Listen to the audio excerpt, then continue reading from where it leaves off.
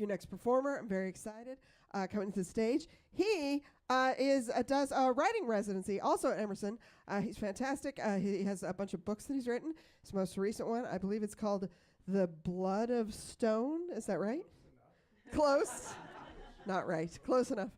But he does storytelling shows all around the city. He's great. Please put it together right now for John Papernick.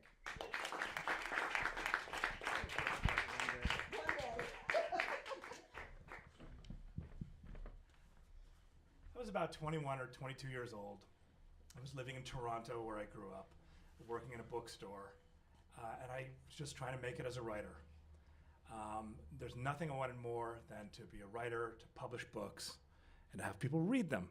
And one day at the bookstore, we got an invitation to a book party at Margaret Atwood's house. Margaret Atwood is like the most famous writer in Canada. She's the author of *Handmaid's Tale*.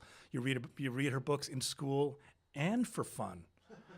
And I said to my boss, I said, "Can I go? Can I please go? I've never met a writer before. Please let me go. I want to go."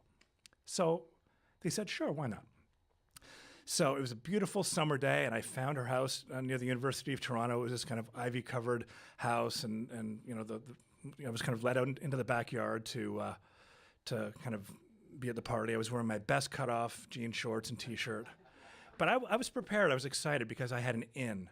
I told my father I was going to meet Margaret Atwood, and he said, "You know, I went to camp with Margaret Atwood, and her name at camp was Peggy Nature. So go up to her and tell her I say hi." So I was like, I got this. I have got this. So I went to the party, and I got in the backyard, and there was all these writers there that I recognized. I mean, some of their books were on my parents' shelves. Some of them you read in school.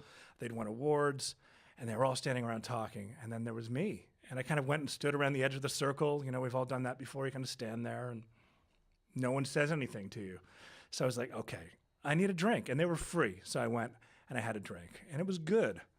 And sometime after that first drink, somebody did approach me, and it was the host of the party. Margaret Atwood's husband had published a book. It was called *Gentleman Death*, and it was about an older writer married to a much more famous writer, trying to write a book but having trouble writing the book. So he comes up to me, and we started talking about writing. I thought, this is great. And he says, "You know, when I was a young writer, I gave my manuscript to somebody to read. And they handed me back this little tiny piece of paper the size of a fortune from a fortune cookie. And they said, that's the only thing that shows you have any talent as a writer."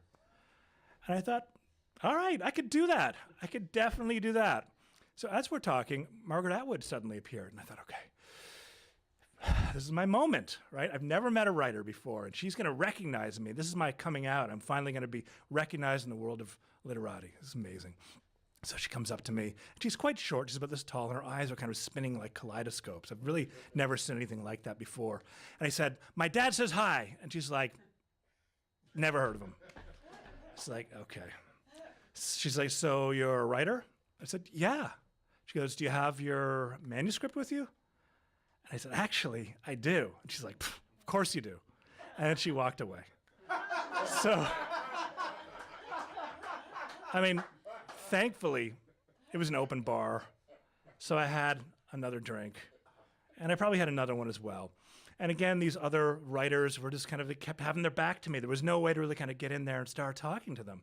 But somebody, and I was about 20 years younger than everybody else at the party. I was just like a fish out of water with my cutoff shorts and punk rock band T-shirt. But finally, there was this young girl with kind of blonde curly hair. She was attractive, and she came over to me, and we started talking. And, you know, we really connected. You know those moments when you really kind of connect with somebody? You're like, this is a person I could really be friends with. And suddenly, I see Margaret Atwood's head kind of periscope up out of the crowd. And she says, "Jess, take your grandmother home." And she disappears. And Atwood kind of shows up in front of me and says, "So, I see you've met my daughter." And I said, "Yeah, she's really nice." "Well, she's only 16. And Atwood spun around and walked away. And I was like, shit, like, this isn't working out. So I went and I had another drink because it was free and because it was good and because the only person who would talk to me there just got sent home by her mom. So I was like, I got to get out of here. But I had to go to the bathroom. So the party was in the backyard. There was like tents set up and tables with booze and food.